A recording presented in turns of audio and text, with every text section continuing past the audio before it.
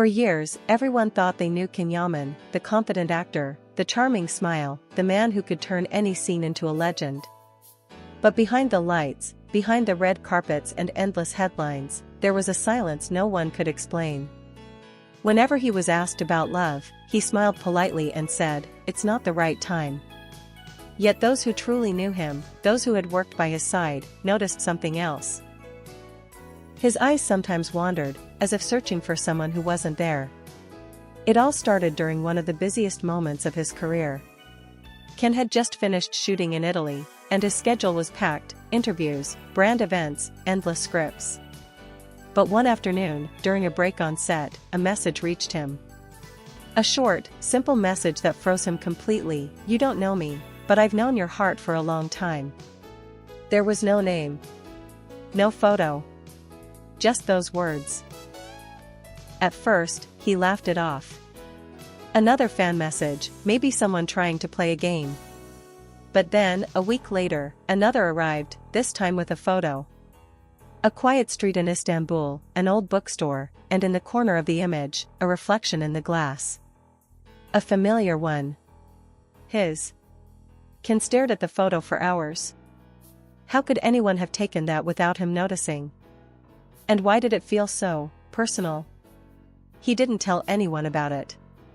Not his assistant, not his manager, not even his closest friend. But from that moment, something shifted inside him. Weeks went by, and the messages continued. Each one came from a different number, a different location. But there was something about them, the way the words were written, the calmness, the almost poetic rhythm, that felt unlike anything he had ever experienced. They spoke not about fame or admiration, but about understanding. About seeing beyond the mask. He began to wait for them. Every morning, after reading scripts or training, he would check his phone secretly, almost ashamed of how much he cared. Then one day, she wrote, "If destiny allowed me one wish, it would be to meet you where the sea meets silence." That single line changed everything. Without realizing it, Ken started revisiting old places in Istanbul during his short breaks, quiet cafes, seaside walks, places where he used to go before fame swallowed his peace. He wasn't sure what he was looking for. Maybe he was chasing a ghost, maybe a feeling he once lost. But deep down, something told him that whoever was behind those messages wasn't a stranger. She was someone who had been part of his story long before fame. One evening, as the sun disappeared behind the Bosphorus, his phone lit up again. This time, it wasn't just a message. It was a video. Short. Silent. But when he opened it, his heart skipped a beat, because the background wasn't random. It was the old bridge where he once filmed his first romantic scene years ago. And the figure walking away in the distance wore the same bracelet he had given to someone very special, a lifetime ago.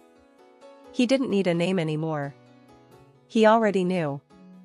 That night, Ken didn't sleep. He replayed the video over and over again, pausing at every frame, searching for proof that his mind wasn't tricking him. But there it was. The same delicate bracelet made of blue stones, the one he had once bought from a small market in Cappadocia, years before the world knew his name. He remembered perfectly the moment he gave it away, to a woman whose smile had changed something inside him forever. Her name was Layla. A name he hadn't spoken out loud in almost 7 years. They met long before fame, back when Ken was still studying law, uncertain about what kind of man he wanted to be. She was a painter. Quiet, mysterious, with eyes that seemed to hide entire novels inside them. They spent endless evenings together, sitting near the sea, talking about dreams and fears. He told her he wanted to act one day, to tell stories that could touch people. She told him she wanted to paint a feeling that no one could describe, love before it begins. They were young, and life was simple then. No reporters, no rumors, no fans following every step. Just laughter, old coffee cups, and shared secrets whispered under city lights. But life, as always, had other plans. When Ken's acting career suddenly took off, everything changed. Fame didn't just open doors, it closed others. Layla didn't belong to that world. She tried to stand by him, but soon the distance between their lives became unbearable. He was traveling constantly, learning scripts, meeting directors. She remained in Istanbul, still painting, still waiting. The last night they saw each other, she told him something he would never forget. "When the lights find you, promise me you won't lose the boy I met in the dark." He couldn't promise that. And maybe that was the beginning of the end. After that night, she disappeared. No calls, no messages, nothing. It was as if she had vanished from the city itself. He tried searching for her once or twice, but every attempt ended in silence. Eventually, he convinced himself it was meant to be. That destiny had other plans. But now, 7 years later, this mysterious woman sending him messages, this figure wearing that same bracelet, it could only mean one thing: Layla had never truly left. The next day, Ken cancelled his plans. He postponed a meeting, skipped a dinner event, and took a flight to Istanbul without telling anyone. His manager was furious, but he didn't care. There was something he needed to know, even if it meant reopening the part of his heart he had locked away. When he arrived, the city felt different. The streets were colder, quieter, but they still whispered memories. He went straight to the old bookstore from the first message photo. The owner, an elderly man with kind eyes, looked at him as if expecting his arrival. "Someone left this for you," the man said, handing him a small envelope. Inside was a note written in the same handwriting he had seen in the messages. "If you remember who you were, you'll find me where time once stopped." No address. No name. Just a clue. And yet, Ken knew exactly where that was, the cafe by the sea where he and Layla once spent their last evening together. As he walked toward it, his heartbeat matched the rhythm of the waves. Something inside him told him that whatever awaited him there would change everything, again. The cafe hadn't changed. The same wooden tables, the same old piano in the corner, and the same scent of roasted coffee mixed with sea salt. It was as if time itself had stopped there, frozen in the exact moment they said goodbye years ago. Ken stood at the entrance for a while, afraid to step inside. His heart was racing, his hands slightly trembling. For all his fame, all his confidence on stage, this was the first time in years he felt truly vulnerable, like a boy again. Then he saw her. She was sitting near the window, just as before. Her hair was longer now, darker, and her eyes, those same eyes that once told him everything without words, still carried that quiet storm inside them. She looked up slowly, as if she had felt his presence before even seeing him. For a few seconds, neither of them moved. And in that silence, everything they hadn't said for 7 years was suddenly alive again. He walked toward her, each step heavy with memories. When he reached her table, she smiled softly, that same gentle smile that used to calm his storms. "Hi, Ken," she said simply. No drama, no tears, just warmth. He tried to speak, but his throat felt dry. You sent the messages?" She nodded. "I had to know if you still remembered who you were. Before all of this." Her voice was calm, but there was something deeper in it, something fragile. "I never forgot you," he finally said. "I tried. But I never could." For a long moment, they sat in silence. The waves outside hit the rocks rhythmically, like a heartbeat echoing through the glass. Layla looked down, then whispered, "I watched you become everything you dreamed of. But I also saw the light in your eyes fade with every headline. You got what you wanted, Ken, but did you lose yourself on the way?" He didn't answer. Because she was right. The fame, the travel, the constant noise, it had taken something from him. Something she had once loved, his stillness, his simplicity. "I thought I had to let go," he said quietly. "I thought love was a distraction." She looked at him, her expression both sad and proud. "And did it work? Did letting go make you happy?" His eyes filled with tears, though he tried to hide them. "No. It just made me empty." They talked for hours that evening. About the years apart, the choices they made, the versions of themselves that time had changed. She told him she had kept painting, and one of her exhibitions in Rome had a single untitled painting, a silhouette of a man by the sea. Everyone asked me who he was, she said with a small smile. I told them he was someone who forgot how to come home. Ken lowered his gaze. Maybe I finally found the way back. Layla's eyes softened. Maybe you did. Or maybe you just found the courage to look. As the sun sank into the horizon, she reached into her bag and took out something small, the bracelet. The same one from the video. She placed it on the table between them. I never took it off, she said. Even when I wanted to forget. He stared at it, and for a moment, everything around them disappeared. The sound of the sea, the noise of the cafe, even the world outside, all gone. Just them, two people caught between what was and what could have been. But destiny, as they both knew, wasn't finished with them yet. Before leaving, she looked at him one last time and said, if this is meant to begin again, don't let the world decide when. Then she walked away, leaving him there. With the bracelet, the silence, and 1,000 unspoken words still hanging in the air. That night, Ken stayed by the sea until dawn. Because for the first time in years, he realized something he had forgotten: the heart always remembers what the mind tries to bury. When Ken returned to his hotel that night, the world outside felt quieter than usual, but inside him, it was chaos. He had faced hundreds of interviews, red carpets, and endless scenes under blinding lights, but nothing could prepare him for what he had just felt. The woman he thought he'd lost forever was suddenly real again. Not a memory, not a dream, real, breathing, and still carrying the same gentle fire that once made him believe in something bigger than fame. He sat by the window, looking out at the glittering city lights reflecting on the water. Every light felt like a memory calling his name.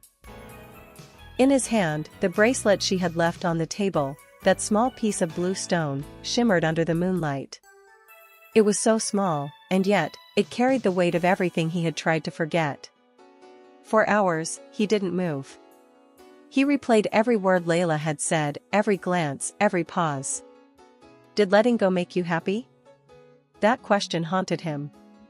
Because the truth was simple, it hadn't. In public, Ken had always been the man who had it all. Success, beauty, admiration. But behind closed doors, he lived in silence.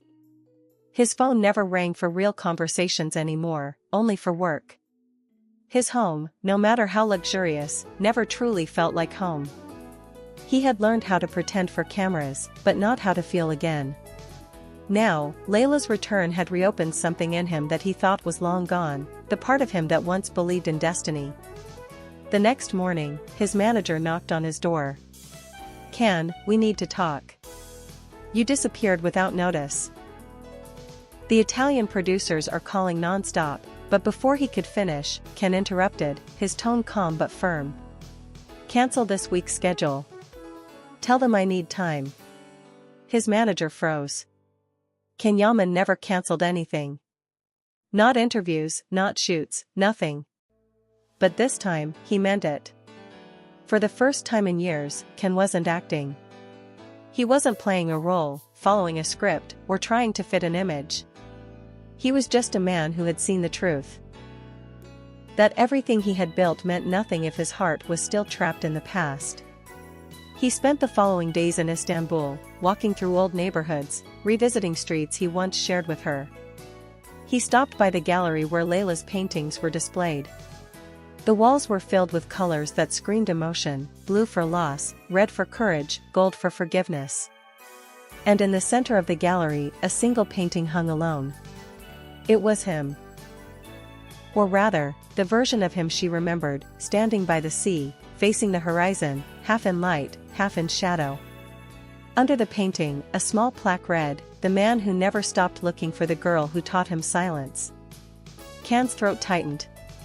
He wanted to find her, to tell her everything he couldn't say before, but something inside told him to wait. Layla had always believed that love wasn't about chasing, but about timing.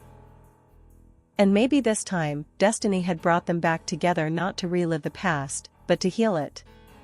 That evening, he took the bracelet, wrapped it in a note, and left it at the gallery's door. The note said only one sentence: "The lights found me, but I never stopped being the boy you met in the dark." Then, he left, quietly, without waiting for her to find it. Because for the first time in a long time, he felt at peace. But destiny wasn't done yet. The very next day, a photo appeared online. Blurry, taken by a passerby near the sea. It showed Ken standing by the old cafe, looking into the distance. And in his hand, the bracelet was gone. Fans flooded social media with theories. Who's the mystery woman? Is Ken Yaman in love again? The secret soulmate story, finally revealed? The headlines began to spin out of control, and though he ignored most of them, one thing was certain: the world had sensed something. Something real this time. He didn't care about the rumors anymore. For once, what they said didn't matter, because deep inside, he knew that love didn't need to be explained. It only needed to be remembered. Days passed, and yet Ken couldn't stop thinking about that meeting. Every night, the same questions circled in his mind: was this destiny's second chance? Or just a cruel reminder of what he had lost? Then, one morning, something unexpected happened. A letter arrived at the reception of his hotel. No sender, no name, just his initials written in familiar handwriting. His hands trembled slightly as he opened it. Inside, there was a single sheet of paper and a small photo. The photo showed the cafe by the sea, but this time, the table where they had sat was empty, except for a painting resting against the window. On the back of the photo, a few words were written: "When love chooses you again, don't run this time." The moment he read it, he knew. Layla was leaving Istanbul again. And this time, if he didn't follow his heart, he might never see her again. Without hesitation, Ken grabbed his jacket and rushed to the airport. He didn't even know which flight she was on, but something, that same instinct that had guided him years ago, pushed him forward. At the airport, crowds gathered, cameras flashed, and whispers followed him everywhere. People shouted his name, reporters tried to stop him, but for once, he didn't care about being seen. He was done hiding behind fame. Then, in the middle of the crowd, he saw her. Layla was standing near the departure gate, holding her passport, her hair softly moving with the wind of the open terminal doors. She hadn't seen him yet. For a moment, he just stood there, watching her, the woman who had once known his soul better than anyone else. He walked toward her slowly, each step cutting through the noise around them until, finally, she turned. Their eyes met. Everything stopped. Neither of them spoke at first. But in her expression, he saw everything: the love, the pain, the years lost between them. "You came," she said softly. He nodded, trying to find his breath. "You told me not to run this time." She smiled faintly, tears gathering in her eyes. "So what happens now?" He took a step closer, his voice low but steady. "Now, I stop pretending that I'm happy without you." The crowd around them seemed to vanish, the cameras, the noise, none of it mattered. For a brief, beautiful moment, it was just them, two hearts finally finding their way back after being lost in time. Then, without warning, he reached into his pocket and pulled out something: the bracelet. He had taken it back from the gallery before leaving, and now, he held it out to her once more. "I think this belongs to both of us," he said. "It's where it all began." Layla looked at him, her voice trembling. "And where does it end, Ken?" He smiled sadly. "It doesn't. Not if we stop fighting what destiny already decided." She hesitated, tears now streaming down her face. Then she took his hand, and the bracelet slipped gently back onto her wrist. At that moment, one of the reporters nearby took a photo that would soon spread across every headline in Europe. Ken Yaman's secret love finally revealed. But for once, he didn't care about the noise outside. Because for the first time in years, he wasn't acting. This wasn't a scene, wasn't a performance, It was the truth he had kept hidden from the world and from himself. They sat together in the quiet corner of the terminal as flights came and went. She leaned her head on his shoulder, whispering, "Do you think the world will ever understand?" He smiled softly. "They don't need to. As long as you do." Outside, the sun began to rise, painting the horizon with golden light. And in that moment, Ken realized that destiny had finally come full circle. Not to remind him of what he lost, but to return what he was never meant to lose. Later that week, tabloids exploded with headlines, interviews, and speculation. Some called it a reunion, others a mystery. But none of them knew the real story. None of them knew the words written on that final note she had left him before their flight together: "You were never meant to find me. You were meant to remember how to love." And as their plane lifted into the sky, Ken looked out the window, his hand holding hers, the bracelet glimmering between their fingers. For the first time in a very long time, he smiled, not for the cameras, not for fame, but for her. For the truth. For the woman who had stolen his heart, and finally given it back.